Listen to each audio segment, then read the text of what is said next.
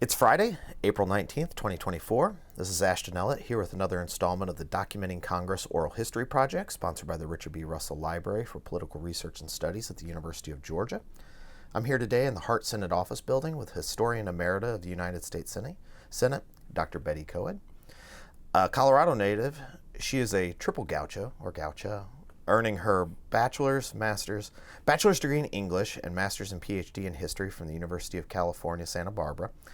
While in graduate school, she studied with the likes of Pat Cohen, Mary Ferner, Otis Graham, and Robert Kelly, and worked on the staff of the Public Historian, the Journal of the National Council on Public History. She joined the Senate Historical Office in 1998, working as assistant historian. She became associate historian in 2009 and served as Senate historian from 2015 to 2023, the first woman to hold that position. She wore many hats over the course of her career in the Senate, including editing the Biographical Directory of the U.S. Congress, maintaining the Senate website, and delivering weekly presentations to the Republican Conference luncheons. These insights were compiled and published as scenes, people, places, and events that shaped the United States Senate. Thank you very much, Dr. Koed, Betty, for taking the time to come back to your old haunts here at the Hart Senate Office Building to tell us about your career working to document Congress. I'm happy to be here. Let's start at the beginning. Tell me about your childhood and upbringing. You grew up in Colorado, but Actually, later... I was born in Iowa. I'm actually an Iowa native. A hardy Midwesterner, like the two of us here. I was born in Mason City and spent my first 14 years in Iowa.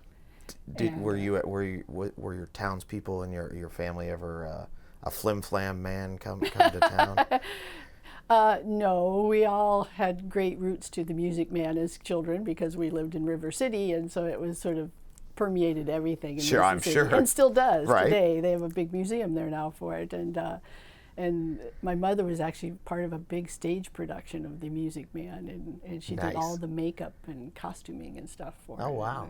Back when I was like 6 or 7 years old, something like that.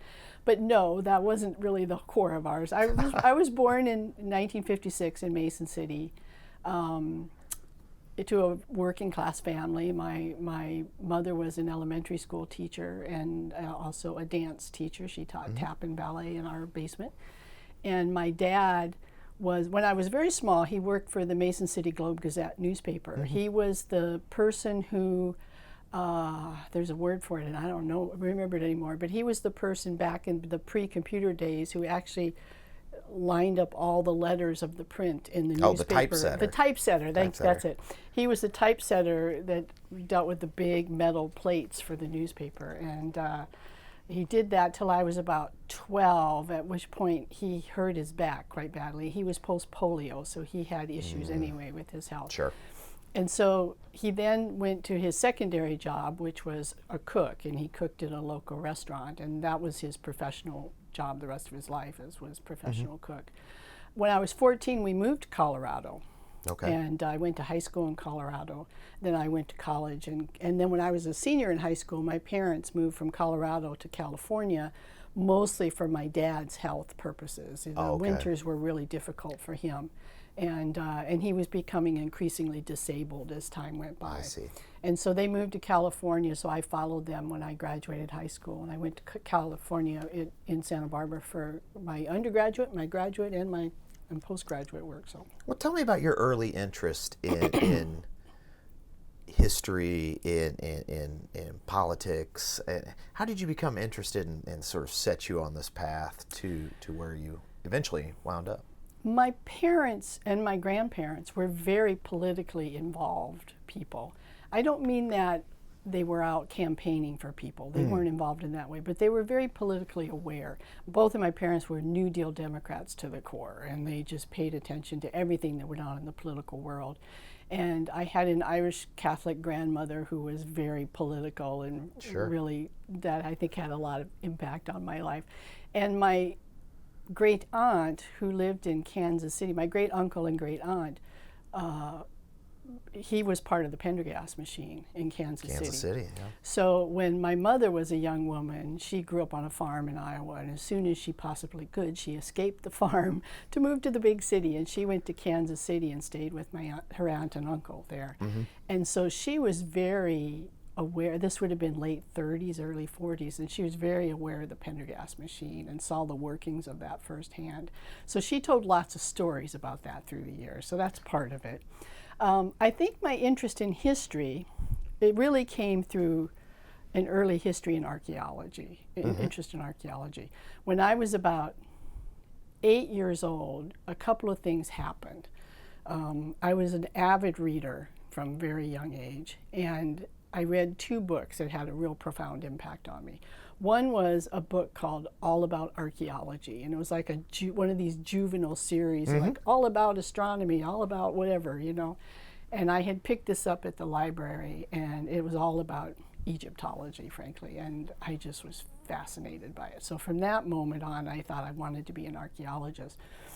At the same time, I read a juvenile biography of Eleanor Roosevelt, and that got me really interested in political biographies. So I started reading political biographies from a fairly early age. But really, it was archaeology. All through high school, I thought I wanted to be an archaeologist. And it just didn't happen for a variety of reasons. You know, we didn't have a lot of money, and my dad's health made life difficult at times. And so I eventually went on to college and got my undergraduate degree in English literature. Right. And it wasn't until I was out of school for a few years. I had no interest in American history at all, to be honest. Yeah, it didn't sound like it. No, it was ancient history. I was all into ancient history. It was all about ancient Greece, ancient Egypt, that kind of stuff. But after I graduated from college, which would have been 1983,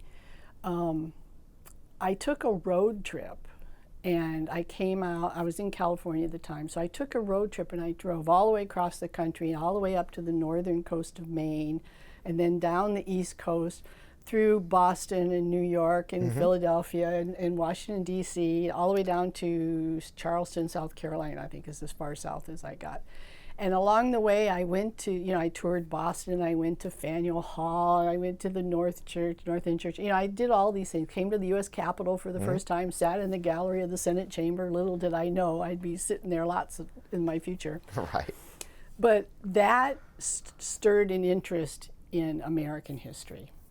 And so then I started to read a lot of American history. So when I went back, I decided to go back to graduate school, and I went back to graduate school in history and had to get special dispensation from the history department because you were an English major. Because I didn't have that many history credits to my name. And so I had to take some extra courses in the beginning to qualify and that kind of stuff, but they eventually did let me into the graduate program. What had you been doing between the end of your undergrad and that beginning period of grad Mostly school? I was when I was an undergraduate, I worked my way through college doing medical transcription work, so like typing up medical reports or at a big medical clinic there. And I did that for a while after I graduated, but then I moved into more of executive secretary and technical writer work.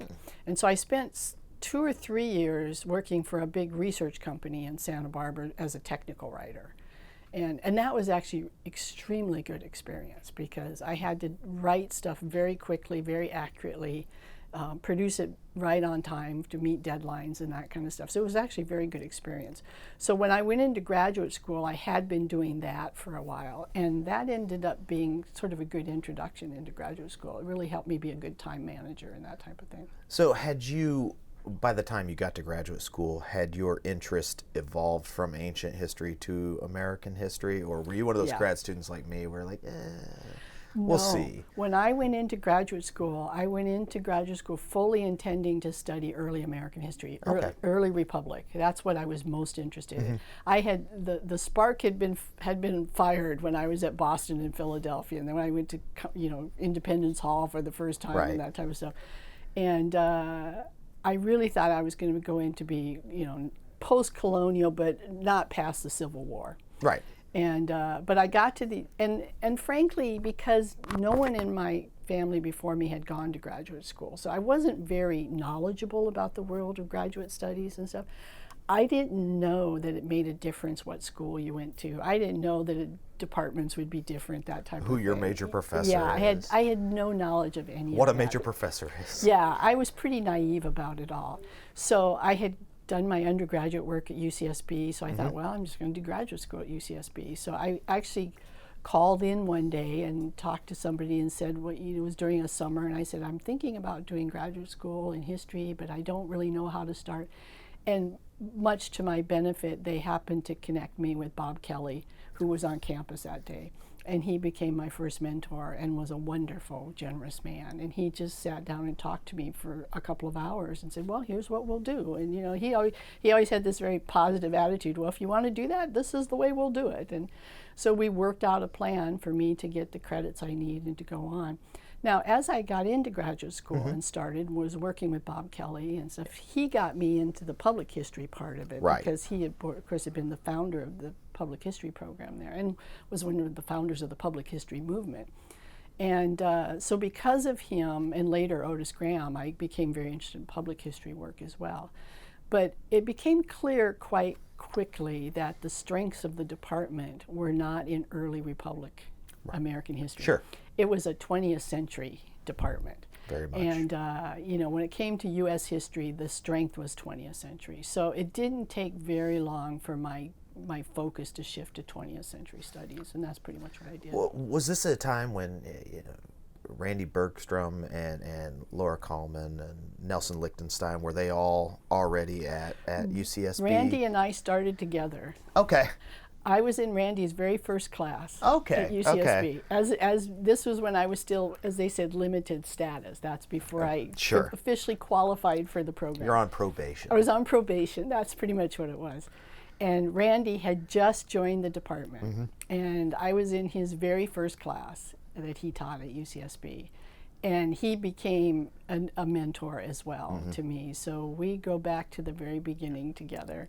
And Laura Kallman had been there a few years, not very long, but maybe 5 years before I got there.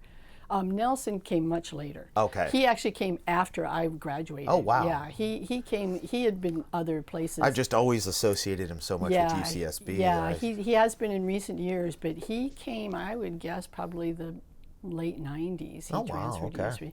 He Mary Ferner more or less got Nelson into the department. Interesting. You know, Mary came when so I worked with Bob Kelly, and then Otis came back. Otis had been at UCSB, had gone to North Carolina, and came back probably about 1989. Right. And when Otis came back, he took over as the editor of the Public Historian. And Bob Kelly said to me one day, I really think you need to work with Otis Graham. I think you two are a perfect match. And Graham was a New Deal, progressive He was a New era. Deal, progressive era, yeah. Sort of late progressive, I suppose. Very policy oriented. He was just completing his book on industrial policy at that time. And excuse me. So Bob kind of introduced me to Otis, and eventually then Otis Graham became my dissertation advisor. Had Rexford Tugwell moved out? Yeah, out he that was way, obviously gone by this point. But Otis and Rex Tugwell went way back to that's Otis's dissertation days. That's right. And then after Otis graduated, and after he became a professor at UCSB, he worked with Tugwell on a variety of projects. So that association continued on through the years till Tugwell died. Interesting. Yeah, Otis had a very interesting background. Yeah. And was an interesting character. But he and I worked really well together and became very close. We had a very close mentor-mentee relationship. And Bob Kelly and I did too until the day he died in 1993. We lost him to cancer way too soon, and it was. And I also became extremely close with Hugh Davis Graham, who was Otis's younger brother. That's because Hugh would worked with Bud Bartley on Southern politics. Absolutely. I had no idea they were related. Yeah, they were brothers, and so Hugh was about a year and a half younger than Otis, and Hugh would come out to Santa Barbara every summer, and he and his wife would come out, and they spent the summers in Santa Barbara, and he did a lot of work there. So through the years, I got to know Hugh very well, and he also became a very strong mentor for me. And another person we lost to cancer very young and very much too soon. But and then when I moved to Washington, D.C. to take over this job, I became friends with Fred Graham, who was Otis's older brother, who was the founder of Court TV. And he was a reporter for... It's a fascinating family. Yeah, it is a fascinating family. And Fred had worked for CBS News for many years as their legal reporter. And then he founded Court TV, I guess it would have been late 80s, early 90s, and did that for a number of years. I learned about it when the O.J. Simpson trial They started. were the main coverage of the O.J. Simpson trial, yeah. And so he lived here in Washington. So when I moved here in 1998, I became friends with Fred and Skyla Graham. And so I was connected to the entire Graham family. Yeah, yeah. So what did your dissertation topic end up being? I did a policy study on the 1965 Immigration Act. And so it was a really look Appropriate. We're in the heart building here. That's right. And it was called The Politics of Reform, and it was all about the political maneuvering that went behind the attempts to reform immigration law. And of course, as you probably know, the 65 immigration law most importantly got rid of the national origins quotas and established a family reunification plan, which has had very mixed results through the years. A lot of unintended consequences came with that bill, as they say. But it was a great way to dig into congressional policy making and the political world that produces policy. And so it was a good introduction to working in a congressional setting. Now, at the same time, and this is I can see the sort of confluence of your career with policy and politics, but also you worked on the staff of Public Historian. I did, yeah. What sort of work did you do? Were you reviews, articles? Yeah, mostly I did a lot of copy editing and that kind of stuff for the journal. I worked a lot with Lindsay Reed on that type of thing. And then for about half of a year, I worked as the book review editor. They had a person, Gail Evans, who was book review editor for quite a few years, and she was off doing dissertation. A totally thankless job. I say this as a thankless job. Current book review editor of a journal. A thankless job. It is. So thank you for your service. service. It rather is. Yeah, it's not an easy job. No, and it's hard for the craziest reasons. Yeah. But I did that for 6 months or so. But mostly it was support editing kind of stuff for the journal. Whatever they needed, I would do, and I worked for quite 3-4 years doing that. Right. Just working with Lindsay Reed alone was wonderful because she was such a talented professional. So how you're out at UCSB, you've been working on your dissertation. How did you find out about this opening for a position as assistant historian at the Senate? I was on the job market, as they say. I was just finishing up my dissertation, so this would have been the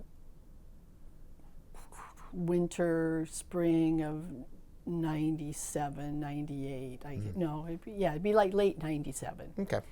And so I was on the job market. I was applying to a variety of jobs, both in academic communities as well as public history programs. And so I was regularly scouring, the various resources. They weren't computerized yet these days, so I was still getting the Chronicle of Higher Education.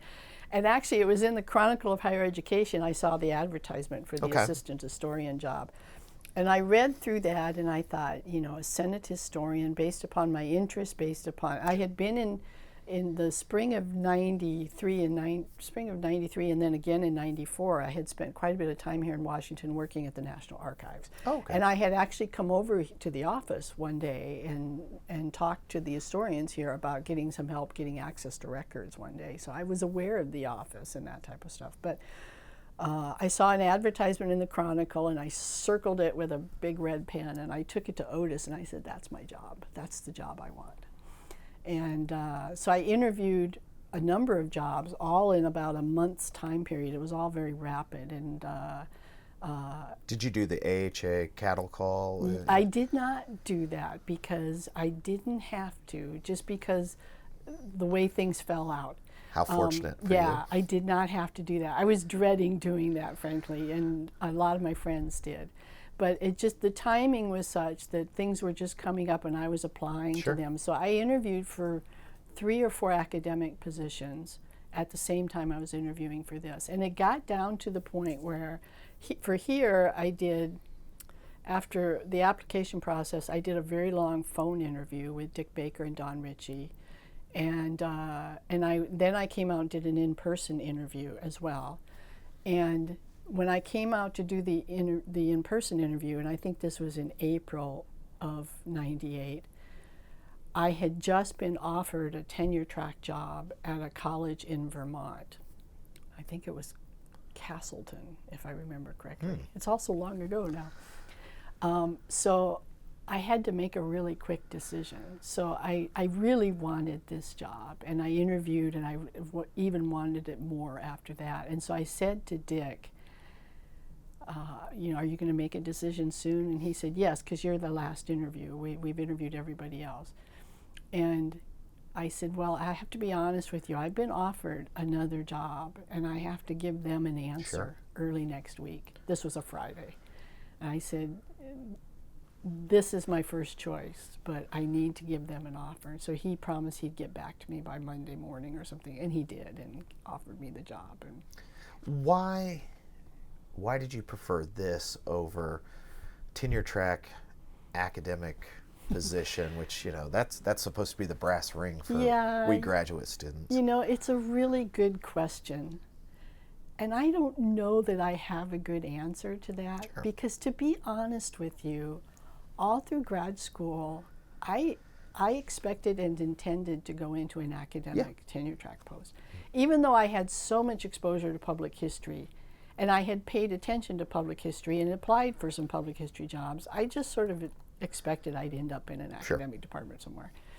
And the interview with Vermont went really well. The people were super nice. It was a small liberal arts college. It would have been a lovely place to work, But there was something about being on Capitol Hill, being in the Senate, being in Washington, which I had come to really like in recent years, doing research here, that just seemed so exciting and just had an excitement level beyond what the others did.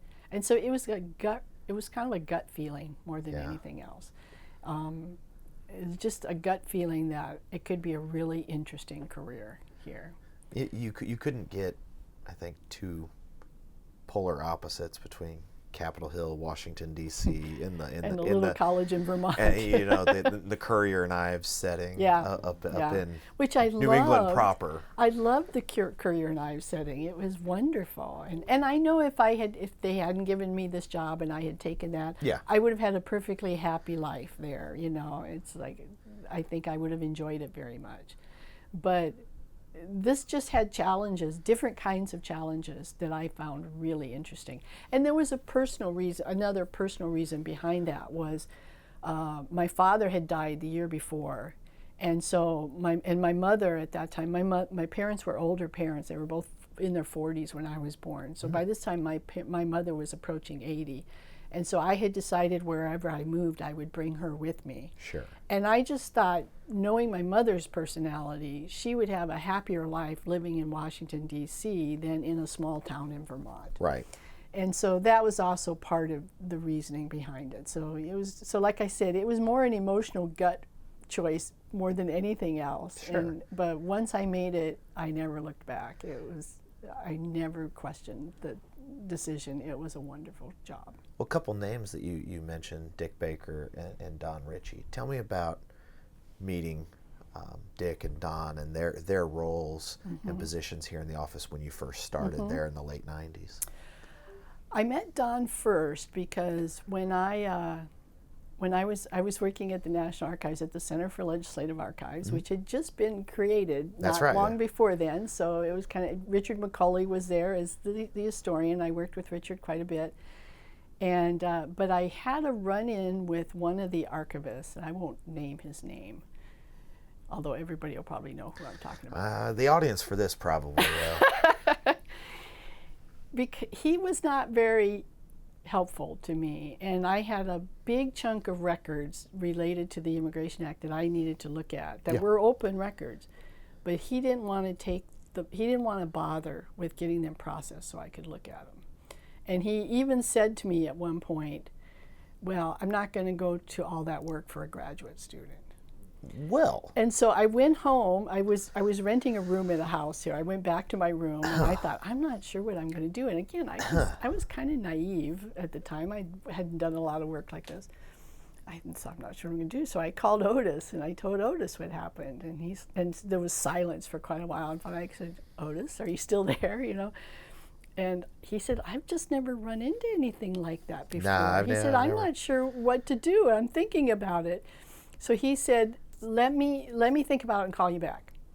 So he called me back an hour later or something, and he said, here, call these people. And he gave me Dick and Don's name. And he said, call them and tell them what happened and see if they can help you. So, okay. So I called the office, and Dick was out, but I got Don. Okay. And so I talked to Don, and I told Don what was going on. So he said, okay, and I told him who the problem was, and he knew who it was. And I'm sure you were not the first I'm sure victim, I was so to definitely speak. not the first nor the last. I championed a few after I got here.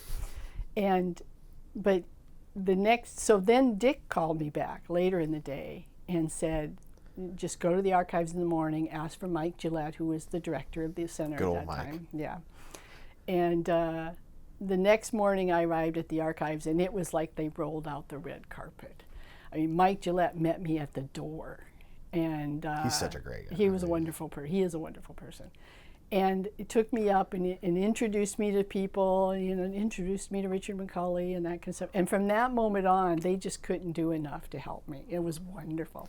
And so I walked out of there thinking, wow, these guys at the Senate Historical Office are pretty good, So that was my introduction to Dick and Don. So it was a very positive introduction. And then I met them a couple of times during the course of my work. And when I came to the office in 1998, it was both wonderful and frustrating because the office opened in 1975. Dick opened the office. Right. He hired Don 6 months or so later, and so they had been the two historians here from day one almost. Yeah. And it was very much what I used to call the Dick and Don show. And the office revolved around Dick and Don, and Karen to some extent, but Karen tended to live in a separate world at that point. It was like the historical world and the archival world. They didn't mix up very much in those days. But it was wonderful because they were both good mentors. They were really helpful and generous in helping me learn, helping me learn about the Senate. But the frustrating part was I was often the third wheel. And I wasn't very good at being a subordinate third wheel, and I would fight that a lot. And I think that sometimes bothered Dick, but he got over it. But I'll give you a couple examples. Yeah. They would disappear for long periods of time on days. They'd be gone for 2, 3, 4 hours sometimes, and we'd have no idea where they were. Finally, they'd come back, and I'd say to Don or one of them, what have you guys been doing? Where have you been? Oh, well, we were at this meeting about such and such, And I said, well, it would have been good for me to be at that meeting. I'm one of the historians. Oh, yeah, I suppose you could have been at that meeting. It just didn't quite register, Or one day, they were gone for quite a long time. This is after I'd been here maybe 3 years. So Okay. You're not a newbie by this point. No. And I said to Don, so they were gone for a lunch, but it was a very long lunch. And I said to Don, that was a really long lunch. And he said, well, we had our book group meeting today. And I said, oh, okay. What book group? And he said, well, we have a Capitol Hill historians type book group that we've been in for years, And I said, oh, well, I should know about that. I'd like to join this book group. And he kind of hemmed and hawed, and then he said, well, it's only for men. Oh. And this was like 2001, and I thought, they're still having men-only clubby things going on, So there were things like that. Next thing you'll tell me they were meeting at Burning Tree or Yeah, something. probably. Who knows? They went to the Cosmos Club a few times, which is just as bad. So, there were frustrating times too. I had to work really hard to get included in stuff. As the years went by, that broke down, and partly because they knew I just wouldn't put up with it. I wasn't, as I said, I wasn't a very quiet subordinate. So. But I learned through the years that there had been a couple of assistant historians before me, and the one who came immediately before me had left and gone somewhere else. And Don had said, oh, it was for health reasons or something. But the women in the office told me both of them left, and particularly she left because she just got so frustrated with dealing with what I call the Dick and Don Club. So there was that part of it that I had to fight against. And there were other sexist issues, not in the office, but in the Senate community. That was one big thing I wanted to ask about is the institutional systemic. Yes. It is to this day a male-dominated institution, although it's so much better than it was 25 years ago. Sure. When I came here, they had just finally gotten more than 2 women senators a few years before that. It was just, a 99, 98 men to 2 women kind of environment. And that filtered down into the staff level. And most of the subordinate assistant type jobs were female, where the top jobs were mostly male. Today, it's very different. I mean, the Senate has evolved greatly in the last quarter century, and that's just not the case anymore. Right. But it was very much that way in 1998. And just, there was one day the 3 of us went to an event in which we were introduced as the Senate historians, and we were introduced as Dr. Baker, Don Ritchie, and Betty. And that kind of stuff happened a lot in the early days. It was really hard to kind just the assumption that you weren't a PhD holding individual, expert. Yeah. I ran into Arlen Specter in the elevator one day early on, and he's like, "Oh, where do you work?" And I said, "I work in the historical office." And he said, "Oh, you're the secretary?" And I said, "No, I'm one of the historians." And he kind of looked at me like, "What?" So there was a lot of that in the early days, but it has improved greatly through the years. Right. And when we hired Kate in 2010, I was like, "Yes, another woman." The other side of that, however, is when I became director of the office in 2015. Well, let me back up to tell you one other story. Yeah. So when I came in 1998, and I had a little office down the hall, small office, and our office, the walls of our office were just covered in all these wonderful photos, old photos of senators, old black and white photos and stuff. This was before our office was renovated. It didn't look the way it does today. And it wasn't too long after I came, I was just wandering around the office looking at all these photos, and they were terrific. But in the entire collection, there was not one single woman in a photo. Sure. So I went to Dick and I said, "Why are there no pictures of women in this office?" And he kind of looked puzzled, and he said, "Well, there just haven't been many women here, so why?" It was, that was kind of their response to it.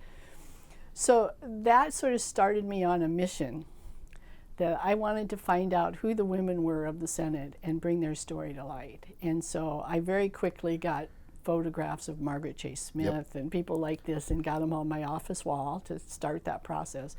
But it also became sort of a running theme throughout my entire 25 years in the office, was to uncover the story of the women and other people who had just been forgotten through the years. People of color, that kind of stuff. Right. And when I became director of the office in 2015, we did that very conscientiously. We launched our Women of the Senate project, which is an oral history project. I started to bring to light the research I'd been doing. I found, for example, in 1921, 1922, that more than half of the committee staff in the Senate were female. And the response, when I asked questions about this, the response had always been, well, there just weren't many women around. And but when we dug into it, we realized that just wasn't true. They just had never been given the credit or had been overlooked through the years. We began to find the same thing with African American staff, that type of thing, and that's a hard thing to research because the records don't usually say Joe Smith, African American, or something like that. You have to do a lot of genealogy research and that type of thing to dig out those details. But we know now that we had sent African American staff in the Senate, paid staff, as early as 1814. We've had women on the staff. Really? Since 1814? Yeah, well, in 1814, there's the famous story of the Senate records being saved by a Senate clerk, Lewis Machen, when the British troops arrived to burn the Capitol. And, it's a famous story told all the time, but one part of that story that wasn't told is that Lewis Machen was assisted by a Senate messenger named Tobias Simpson, who was African American. And the Senate later gave him a special compensation for his help in saving those records. And so we know at least as early as 1814 there was paid staff who were African American. We now know that the first black page came in the 1860s, not the 1960s as was long thought, that type of thing. But to a good extent, you know, I take pride in the fact that those stories have come to light, because a lot of them have come to light because I kept looking for them through the years. And we have a much more complete story of Senate history now than we've ever had before because of that. What was the nature of your work when you first came as assistant historian, and how did that evolve as you moved office to office around? When I first came, there were a few jobs that were very specifically given to me. One was the biographical director of the U.S. Congress. They were just in the process of putting that database online. The internet was still pretty new in '98, and the House had just created an online version of the biographical directory. And when I came here, I had some experience. I had been working on the papers of Henry David Thoreau at UCSB, and we had a website, early website, and that kind of stuff. So I had some knowledge of HTML coding and that kind of stuff. So I was given the task of helping to bring the Senate entries into that website. So that was part of it. But also we were heading towards a new print edition, which became it became the 2005 print edition, I think, of the biographical directory. The last time it was printed. It's all online now. But this is a big reference book about this thick. And so I was given the task of editing, updating, whatever needed to be done to all the Senate entries and vice presidential entries in the biographical directory. So that was one part of my job, is anything that dealt with the biographical directory.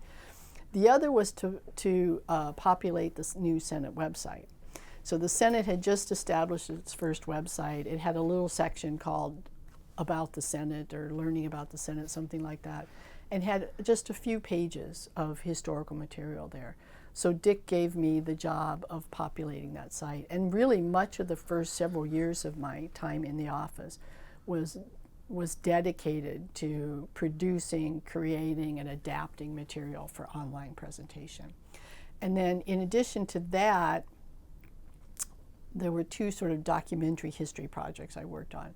One was an administrative history of the Senate, and another, which was to look at the real nuts and bolts, the office of the secretary, the sergeant at arms, that committee structure, that kind of thing. And the other was to dig into the history of Senate impeachment trials. That actually turned out to be very handy and very timely because, 5 months after I arrived here, the House impeached Bill Clinton, and we had the first presidential impeachment trial in 130 years. So we had And I'm sure we would never see another one. Yeah, well, at the time, it was interesting because leadership on down, at the time, they were treating it like, this is historic, this is novel, we'll probably never see it again. And it was a very big deal, not only for Bill Clinton and the nation, but for the Senate as an institution. Sure. And they were very careful about following historical precedent from the Andrew Johnson trial, right down to what the impeachment gallery tickets looked like, that kind of stuff. So we were very involved in that process from day one. Yeah. So fortunately, I had been doing all this research on impeachment trials, so I kind of came into that with a pretty good knowledge of impeachment history, and that was very helpful. So when you're talking about how did that flow of information work? It worked in that Dick was in all the meetings with leadership. With leadership, yeah. Okay. As soon as impeachment came up and they started to have high-level meetings on how to handle it, the first question was, do they have to have a trial? I mean, this became relevant again this week. The Senate didn't want to have an impeachment trial of Bill Clinton, and they knew they didn't have 2/3 vote to convict, and so there were a lot of them just hoped they could just dismiss it and let it go. They came to Dick, and we did a lot of research, and there had never been a case where the Senate, when given formal articles of impeachment, had not followed with the trial. Been a couple of times when they were dismissed for jurisdiction issues or whatever, but they had always convened as a court of impeachment. But as the meetings went on about how to deal with this, and the leadership at that time, which was Trent Lott and Tom Daschle, were very concerned that the Senate would look good as an institution, that they would come out of it in a good spot. And so they brought Dick into all the meetings. And so Dick Baker, the historian, Diane Squarta, the curator, all of the support staff were there in the meetings from day one. Mm-hmm. So Dick would go to the meetings, he'd come back, here are the questions they have, here's what they want to know, and the three of us would dig into the history and find answers to the questions, and then he'd go back and give it back to them. Mm-hmm. And so he worked very closely with Gary Sisko, who was Secretary of the Senate at the time, and as well as with Senators Lott and Daschle. And so that was the way it worked. You know, he was our representative in the office, and he was their representative to us. So you mentioned that the House, and in their role with the biographical directory. Of course, there was no House historian between, 95 and 2005? 2002, 2003, when something Robert like that. Remini. Yeah, well, it was a very strange time for the House, because Newt Gingrich had abolished the historical office. Right, because it had been under the Speaker. Yeah, the Ray Smock's office had been abolished. Some of the staff from that office had been put into they had like a legislative affairs office or something like that. I can't think of the exact name of it now. But some of the staff sort of migrated into another office and were still around. But then it just finally got completely demolished.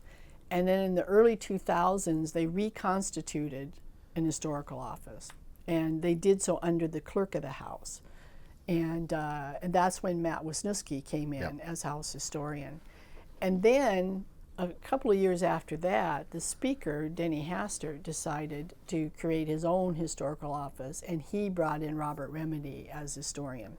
So for a while you had the institutional office led by Matt Wisniewski, and you had the Speaker's history office with Robert Remini, which was really just for show and nothing else.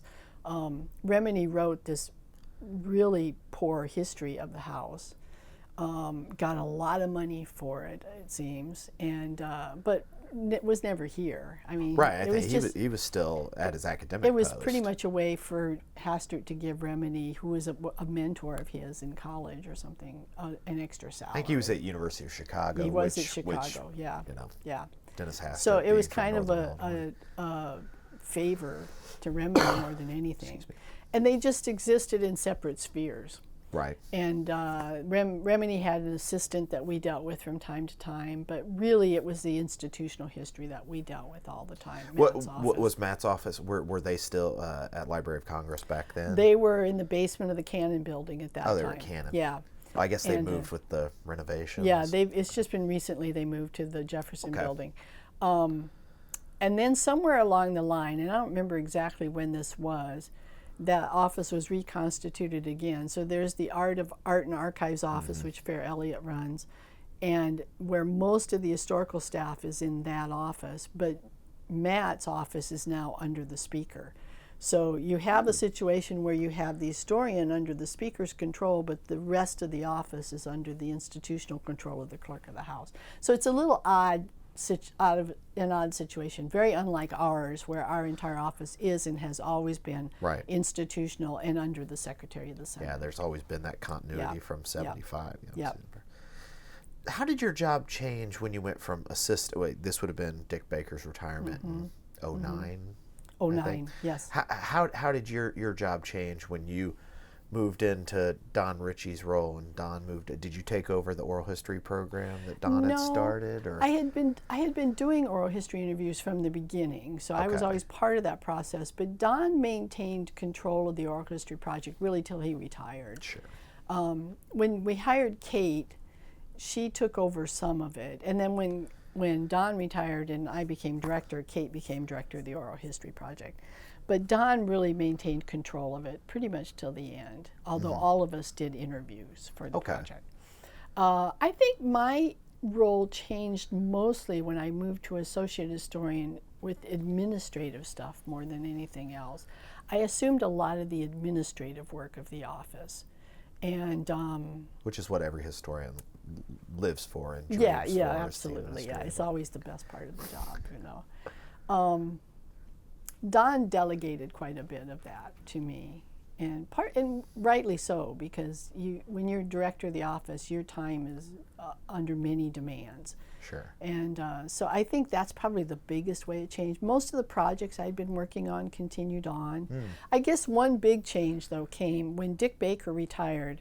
So Dick had been doing the weekly historical minutes for the Democratic caucus for about 10 or more years by that time. And at that time, the Republican caucus had not been doing what we called historical minutes, these little brief historical presentations every Tuesday at their caucus luncheon. So as Dick was preparing to retire, Mitch McConnell who was leader, came to Dick and said, he'd be interested in doing those for the Republican caucus. He always thought that they were missing out on something, which they were, frankly, as far as I was concerned. We all knew that when Dick retired that Don would move into doing the Democratic caucus minutes. So Dick said, well, we could bring Betty into that. And so I went and met with Senator McConnell then, and we sat down and talked. And Senator McConnell is a great lover of history, as you probably know. So we sat down, we had a very nice chat about it, and and he said, unlike the Democratic side, the Republican leader is not the one who runs the caucus luncheon, it's the policy chair that does that. So he had to check with then Senator Thune to be sure it was okay and that kind of stuff. But they're very close. But they came to agreement that it would be fine to bring me in. And so in September of 2009, I started going to the Republican caucus luncheon every Tuesday when they're in session and delivering this little 5-6 minute history talk. And so that was a big change because that meant I had to do that every Tuesday. And I can tell you, coming up with a topic, researching and writing and editing a 600-700 word essay every single week for promptly 1 o'clock on Tuesday is a big chore. And how did you choose your topic? Did you try to make it timely, or you're just like, look at a book and grab one? Sometimes, if there was something going on that I thought there would be interesting historical background to present, I would do that. I would come in and say, this is happening, and here's the backstory to it, and I would do that. Most of the time, the topics came out of other projects I was working on. So I would be doing research on something or writing up something else, and I'd come across something and think, oh, that's kind of an interesting little story in itself. And so I would set it aside, and then someday I would go and I'd dig into it and get the story behind that and turn it into a coherent little topic. So a lot of them came just by chance. I would come across something. Here's a funny one I did one time. And I tried to get a good variety. Sure. Some would be very serious. Some would be kind of funny and quizzical and whimsical. And so there was a good variety for them. One day I was doing some research in records from the 1820s, and I came across this story of Kentucky Senator Richard Mentor Johnson introducing a resolution to explore the center of the earth. And I thought, well, I had been an old Jules Verne fan, so I thought, well, this is interesting, So I did some research, and yes, believe it or not, there was this guy named, I think it was John Sims, if I remember correctly, had this theory that the earth was hollow and that inside the earth there was a whole other world that had people and animals and vegetation and that kind of stuff, and that there was a hole at the North Pole that you could go in to get to the center of the earth.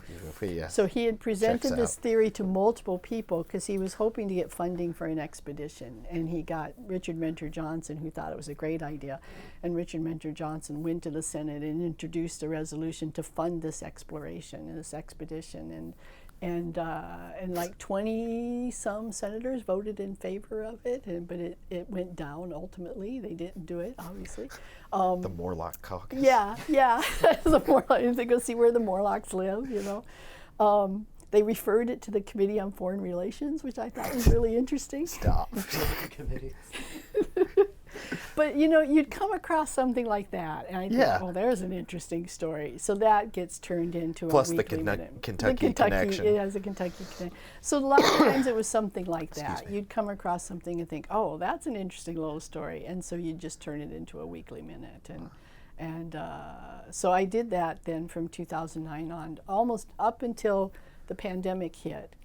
And then that kind of went out with the pandemic. Now, since we've returned from the pandemic, Kate eventually took over for the Democrats when Don retired. Okay, so you didn't switch over. We didn't.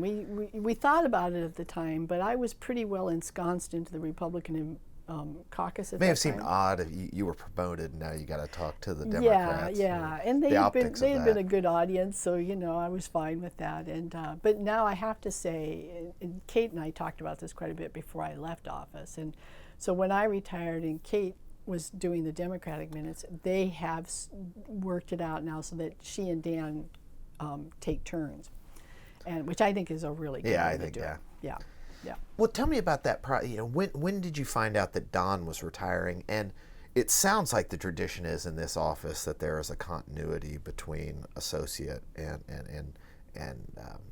Senate historian, and it's not some big national search. And is that how it works, or has worked? I suppose that is how it has worked. We didn't know it was going to work that way, but we hoped it would. Now, keep in mind, Dick was the first and only historian for a long time. And so when he announced his retirement in 2009, we all just sort of crossed our fingers and hoped that Don would be promoted into that position. And he was. There was no search involved. The Secretary of the Senate conferred with leadership, and they all agreed it would make sense to promote Don into the position. Because the historian reports directly to the Secretary. We absolutely do. And the Secretary reports to the leader, so that's kind of the way it works. When Don retired then in 2015, again, we crossed our fingers and hoped that it would work. And the other thing is that you don't go to school to learn Senate history. You may get a degree in political history, but it's an on-the-job training. It's an apprenticeship process. Yeah. And so for someone to qualify to be historian of the Senate, you have to have someone who's been in the office for a long time to really have the qualifications. So the Senate has always recognized that, and so they promoted Don, and when I came, it was the same thing. The then Secretary of the Senate, Julie Adams, talked to the leaders, and the leaders knew me, and so they promote Betty up. And the same thing happened with Kate then when I retired. So there is now a good tradition and good precedent in place. We held our breath in the beginning because you never know that, the leader will say, well, I have this friend from Idaho or something who's, has a degree in history, let's bring her in or him in. But it hasn't happened that way. And now that we've had 1, 2, 3 successions, it's a pretty good established precedent. I mean, this is just, me conjecturing, but perhaps they saw what happened in 1995 when the new speaker had a friend who was a history very major. Very possibly. The Senate is an institution that respects its history. That's one of the good things about being an historian here, is that they're very history oriented. So precedent means a lot in this institution. So I think it's pretty well established now, and I think we're pretty confident in it. You mentioned the pandemic earlier. How did the Senate Historical Office pivot like the rest of us? Like the rest of us, it was challenging. Now, we were fortunate because the Senate as an environment, and the Secretary of the Senate in particular, generically speaking, secretaries of the Senate, had not been supportive of the idea of telework.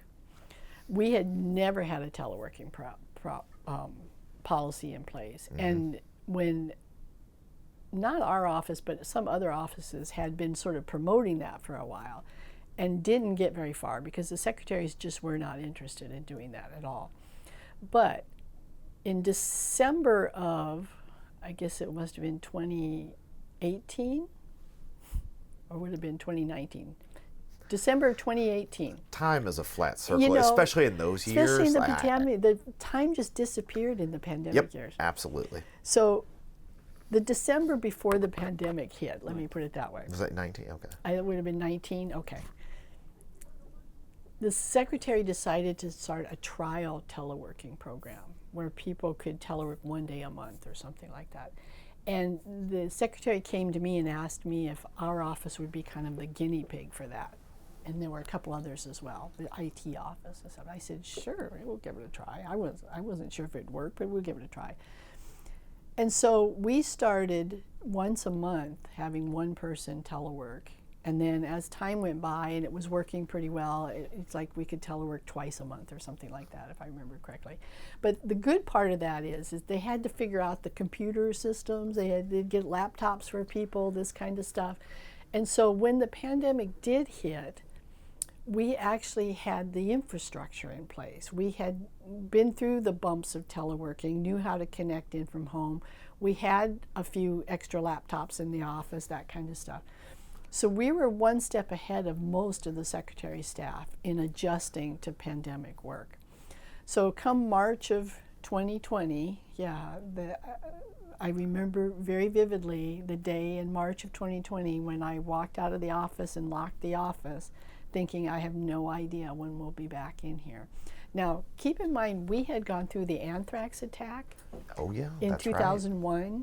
That's right. And because of the anthrax attack, the entire Hart building was closed for 3 months. And so for 3 months, we were out of our office. And it was very strange because we walked out of our office expecting to be back the next day. So there were like coffee cups of coffee molding away and things like that we came back to 3 months later. All your work was open on your desk, and we had no infrastructure in place for teleworking at all. There was nothing. So we ended up doing, we got one desk in the Senate Library in the Russell Building, and Dick and Don and I took turns using that desk throughout the day. So like I would sit at the desk for 2 hours and answer phones and that kind of stuff. And then I would go work in the library the rest of the day, and Don would come in for 2 hours. So we worked in shifts throughout the day. We had some staff that went to the National Archives and did work at the archives. We had some that went to the Library of Congress and did research and things like that. But for 3 months, we just did this kind of ad hoc system of trying to figure out how to keep the office running at a distance. So when I went out in March of 2020, I walked out the door thinking, this is even worse than anthrax. I have no idea how long we'll be out. And we ended up being out more than a year. Oh, wow. And so we teleworked 100% for more than a year. And then finally in like the summer of 2021, things were starting to settle down a little bit. And I went to the secretary and said, I want to start bringing my staff back to the office, 1 or 2 at a time. And we were the first office, I think, to do that. Really? Yeah. I was one of the first directors to take that step. And we started with, if I remember correctly, we started with just one person in the office at a time. Why did you think that was important to well, part of it was because in person? So many of our resources were here, and that's part of it. Yeah. But I also thought it was really difficult not being together and not being part of a group and that kind of stuff. And every office had this problem. Camaraderie was really important here, and so the morale was low. And Sure. so to see some progress and to be able to get back into a working environment again, psychologically was important, I thought. And even if it was just 1 or 2 people at a time, at least you're seeing a colleague and talking to someone.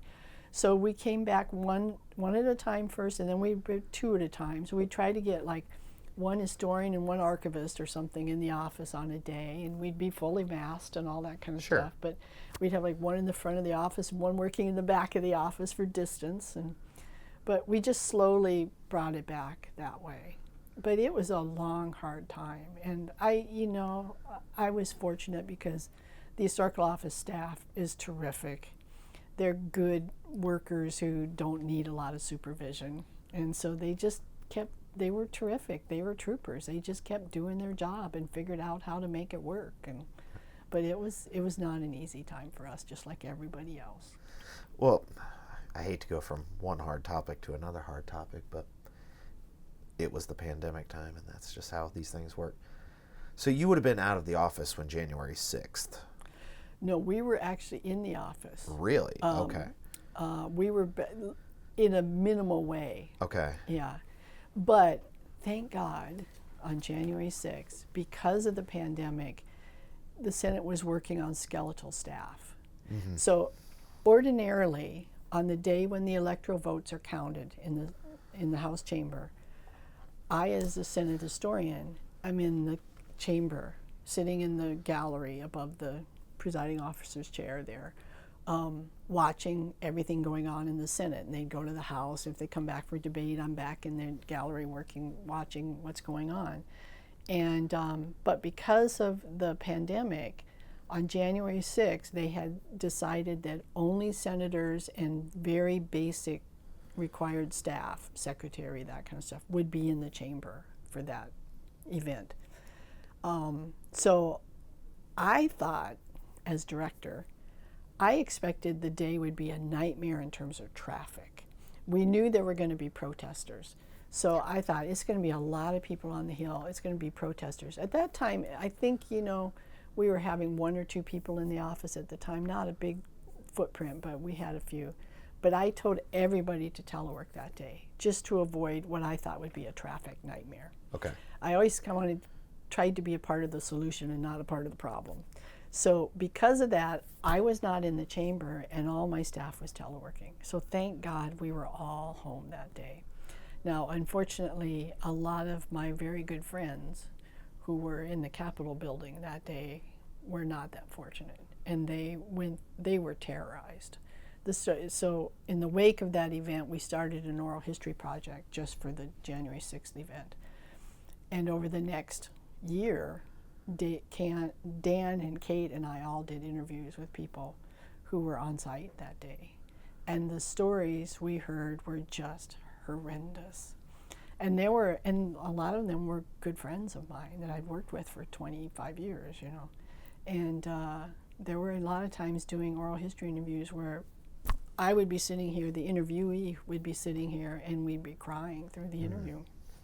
They were just terrorized that day. Were you watching on television? Yeah. When that... Oh, yeah. I was watching the proceedings.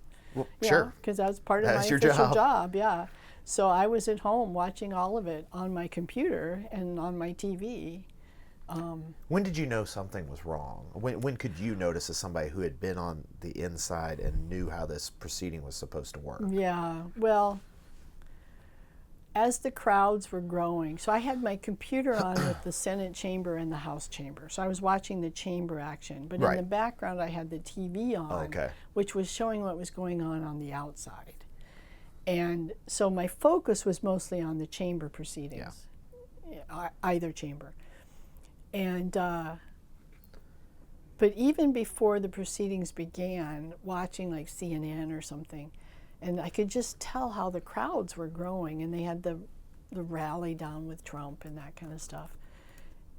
But I kept thinking the crowd is growing, and they're getting closer and closer to the Capitol building. But it was at some point, while I was watching the chamber proceedings, I actually got a text from somebody saying, "Are you in the Capitol?" Sure. And at that point, I shifted my focus to the television to see what was going on outside. And that's when I saw the first people coming over the wall on the West Front. And then that's when everything changed at that moment. And when, ironically, we had one of the first places they breached the building on the West Front was through the first floor doors on the West Front. And just weeks before that, we had mounted a new exhibit on the passage of the Women's Suffrage Amendment in front of those doors. Those are usually not access doors, they're closed doors. And so we had mounted a new exhibit there. So one of the first things I saw were people breaking through those doors and knocking over our exhibit. And I was looking at that, all that work just is gone, But yeah, and it just got worse from there on. And then the next day, so January 7th, I came into the office, and then I went, and when coming here on January 7th was a real experience, because it was like walking into an armed camp. It became a prison environment overnight, and it stayed that way for a long time, with the high fences and guards everywhere. And was the National Guard in the office buildings as well everywhere. as the Capitol? Yeah, they would be. You'd see them in the atrium. A number of times over the weeks that followed, I would be in the Capitol building, and I would see National Guards men and women like in the rotunda of the Capitol looking around, because many of them had never been in the Capitol before. Sure, because they were from all over the country. So I would, a number of times, and Kate did this a few times too, I would just sort of walk up to them and say, I'm Betty Koed, I'm the Senate historian, would you like a tour of the building? You know? Everything's a teachable and moment, I would give right? them a tour of the building. And so we had some nice moments doing that kind of stuff. But yeah, it was like a prison environment that we walked into. But I came over in the 7th, I went over to the Capitol. Everything was still covered in tear gas and broken glass everywhere, and human excrement on the walls, and it was horrible. They had peed in desk drawers, and they had completely demolished the parliamentarian's office, but I went over and I just kind of surveyed all of it. At one point, hooked up with Melinda Smith, the Senate curator, and we went around and looked at artwork and see what was damaged, that kind of stuff, and just sort of taking it all in. Went and had a meeting with the secretary, and so it was like that. What was the topic? Well, I know what the topic was, but what was the content of that meeting and those discussions, and what was what role did they see for you in your office? Yeah. Well, initially the discussion was just, how are you doing? Sure. Are you surviving? Julie Adams was secretary at that time, and so we hadn't quite heard all the stories yet, but as they were being evacuated, I wasn't worried about the members. They're all evacuated by the police. They go to a nice, safe environment, but staff are stuck in offices. And the enrolling clerk, we had 2 people in the enrolling clerk's office who were 2 women who were in their office all by themselves, and the rioters or the insurrectionists, whatever we want to call them, broke in through their windows and came in. They protected themselves with a fire extinguisher for a long time till the police finally got there.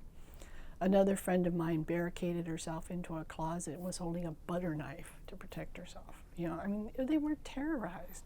So as I wandered and I talked to people, I started to hear all these stories. So when I talked to the Secretary of the Senate, initially it was, how are you? Are you, what's the status at this point? But then it quickly turned to, we need to capture this story. Mm-hmm. We need to start an oral history project right away. I want to collect photographs that people have taken of their spaces. I want to get information about what was damaged, how it was damaged, that kind of stuff. So it became very quickly, for us, a record-keeping process. And that continued on for the next year or so, yeah. Well, as I sit here and listen, you're somebody who's had really good relationships with members of both sides. Mm-hmm. Now that obviously you're retired and you've had some time and distance, what's your reaction to sort of maybe some members shifting memories and views on January 6th? How does that make you? It infuriates me, honestly. I can't, to this day, I can't watch footage of it. I just get so angry. And interestingly, on the 7th when I came back, the next day I got a call from Dick Baker. And Dick said, were you in the Capitol? And I said, yes. And he was asking questions like, did they get into the old Senate chamber? Did they get into this space? What happened to that space? And even though he had been distanced that long, he'd been away by that time for, a dozen or more years, his immediate thought was, did they damage the most historic parts of the building? But to see on television them get into the Senate chamber was just like a knife through the heart to me. And so in the days that followed, and now to this very day, I can't watch the footage and that kind of stuff. One of the hardest parts about the Trump impeachment trial 1, was that, trial 2, was that we had to watch all that footage all over again, and it was just painful to watch. So when I hear members spinning the story to say, oh, they were just visitors that day or whatever, if they had sat through the oral history interviews that I sat through, they could not in any good conscience make those kinds of statements. I mean, among other things, we now know they were armed. many of them were armed. And those who were not armed themselves when they got to the building. Like all through the bottom floor of the first floor from the west front, they had tipped over tables and broken off the legs, and they used the legs as clubs and that kind of stuff. So they armed themselves if they didn't come armed. So to have members somehow diminish that as just, a little protester. I heard, recently they were talking about, is a march across the bridge the same thing as what happened on January 6th? Isn't that an obstruction of official action? That just drives me up the wall. Yeah. There were a number of members, including senators, that I had respected for whom I lost all respect in the wake of that event, and has never returned. Well, when did you start to plan your exit from the historian's office? Well, about a year before I left, I started to think about it as I was approaching the 25th year in the office, for one thing. Mm-hmm. And I had, Dick and Don had started in the office when they were very young. They were both still in their 20s, and they were right out of graduate school. And but unlike them, I had had several careers before graduate school. So by the time I got here, I was already 41 or something like that, So unlike them, I wasn't expecting to stay here for 30, 40 years. So I'd always thought, 25 is probably a good time period, So as that number started to approach, I started to think about it. And then I was 65, 66. I thought, I'm sort of in that retirement range. But more importantly, after we hired Dan Holt in 2015, I had these two people working with me, Kate Scott and Dan Holt, that were so talented. And one of the great joys I experienced as director of the office, and this is true of all the staff, but particularly Dan and Kate, is just to watch them interact, to listen to their conversation, to listen to how they converse with each other, the knowledge they have, the insights they have. And sometimes I'd be part of the conversation, but other times I'd just be in my office and I'd be listening to what they're saying. And I'd think, these two people are so talented. And they're so ready for that responsibility.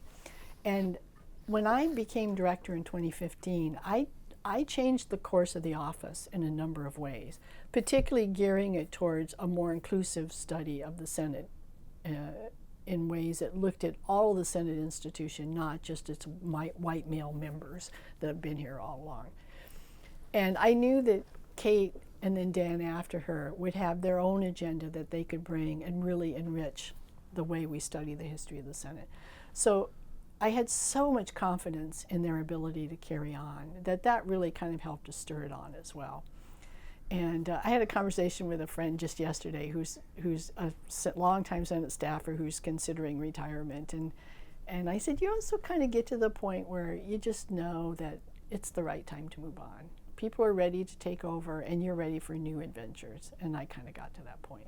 So about a year before I retired, I started talking to Kate, let her know that what I had planned and thinking about doing this, so that she was well aware of it.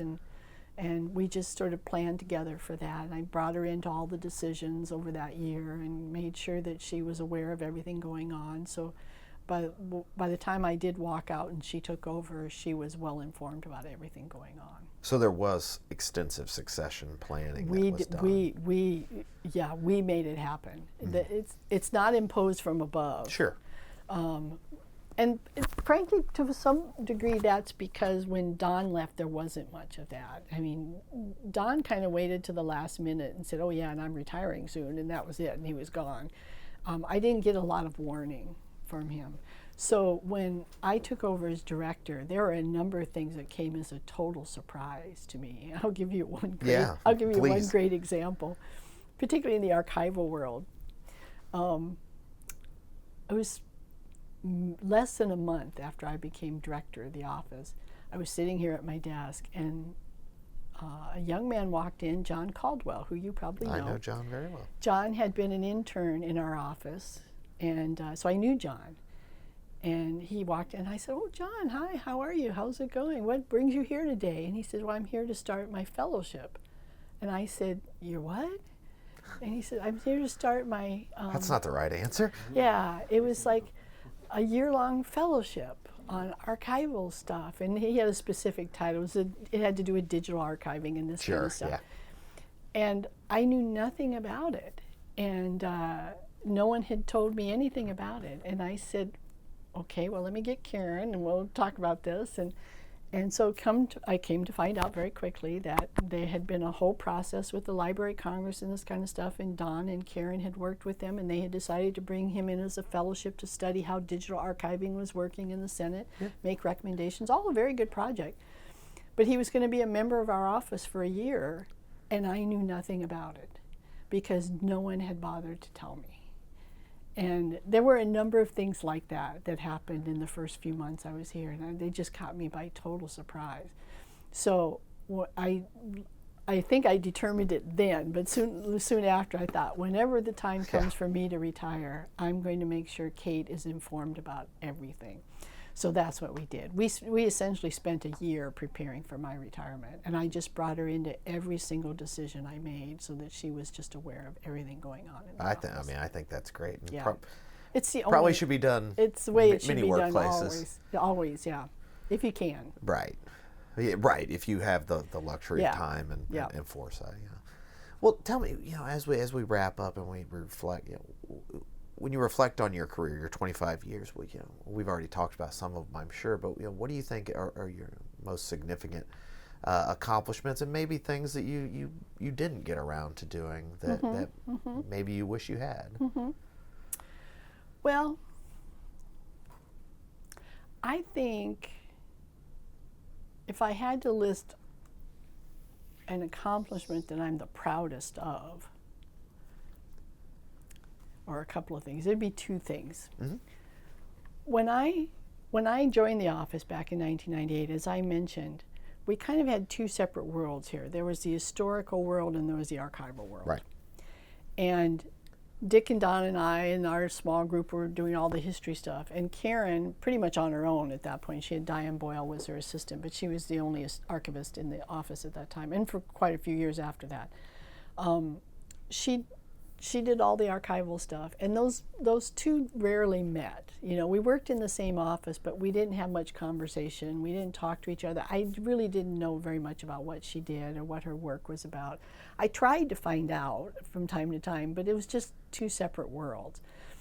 And it continued that way for a long time. So when I became director of the office, one of my first goals was to really, truly integrate the office so that the archivists and the historians and all the various support staff really had a good understanding of what everybody did in the office. They understood everyone's work, and they collaborated well together.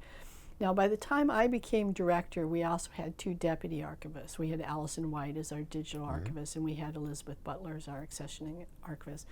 And I worked very hard in my first year or so to, first of all, become a true partner with Karen in the process, and went to Karen and said, I don't know enough about archiving, so I need your help. I want to be a good partner in this process. And we became that. We built a very strong relationship. But I really brought it in so that all of our events, that kind of stuff, there would be an archival as well as an historical thing. And for example, every year we would do an event for Constitution Day, which used to be one of the historians standing up and giving a talk to a group of staffers.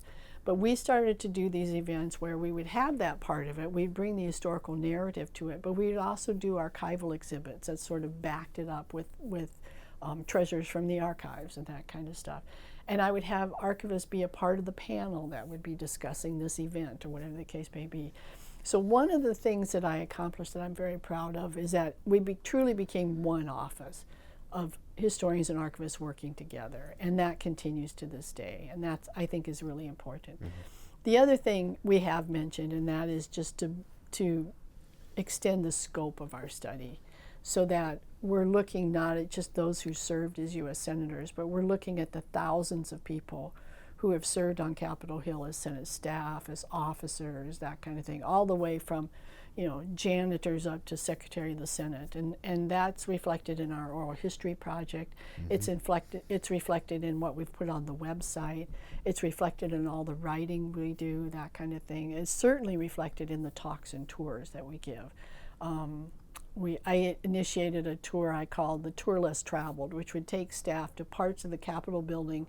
Some of it things they may walk by every day but not know what the significance of it is, or places that, little hidden gems that the bathtubs or whatever the case may be, that they maybe never get to see. There are bathtubs here? There are bathtubs in the basement of the Senate that date back to the 1850s.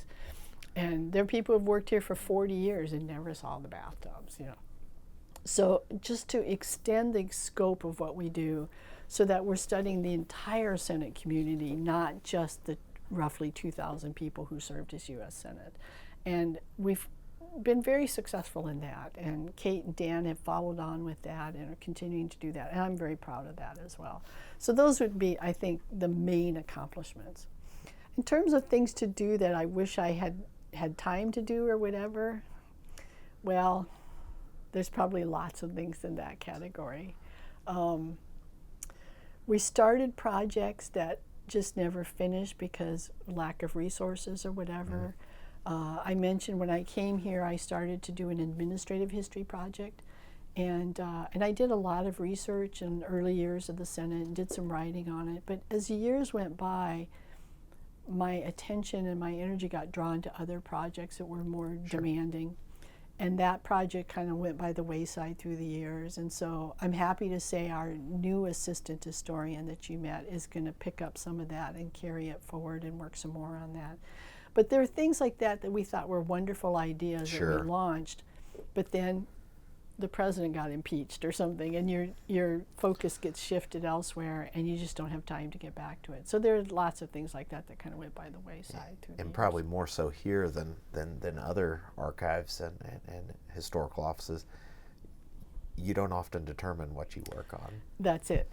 On any given day, you have no idea what you're going to be doing, because you'll come into the office expecting you're going to work on this project today, and yet something will happen in the news, or a senator will say something that makes the news, and all of a sudden the phones ring and the emails come in, and all of a sudden you're doing research to figure out, has anyone ever said this before? Has anyone ever done this before?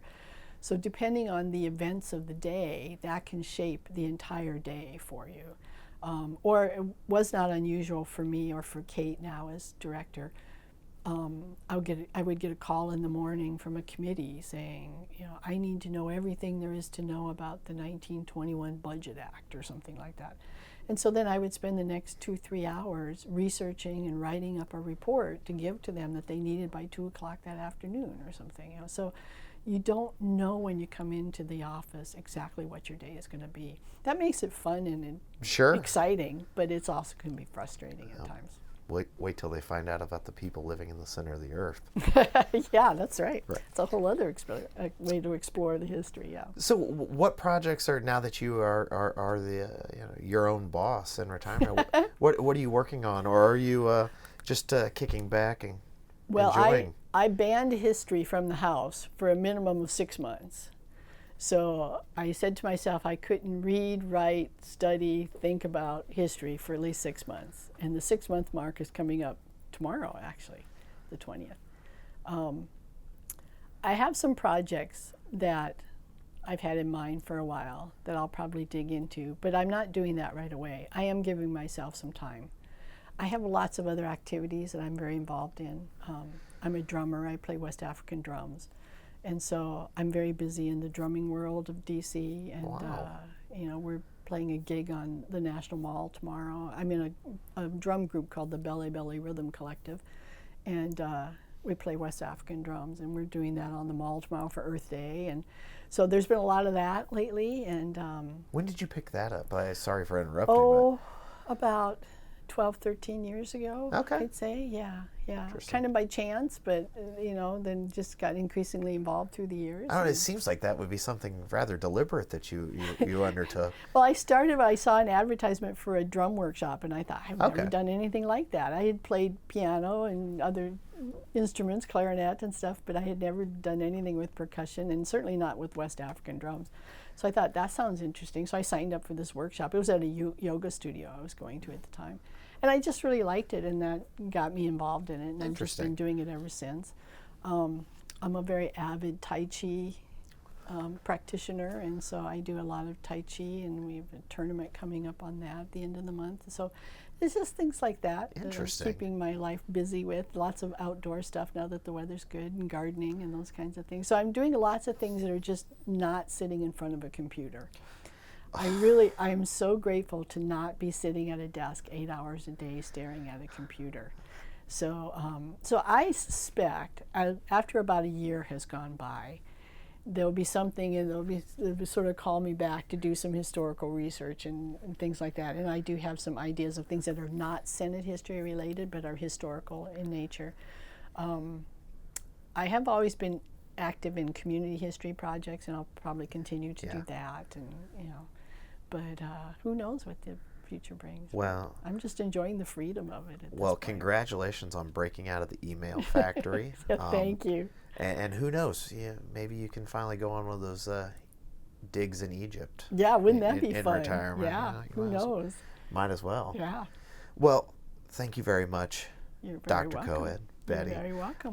for sitting for this documenting Congress Oral History Project.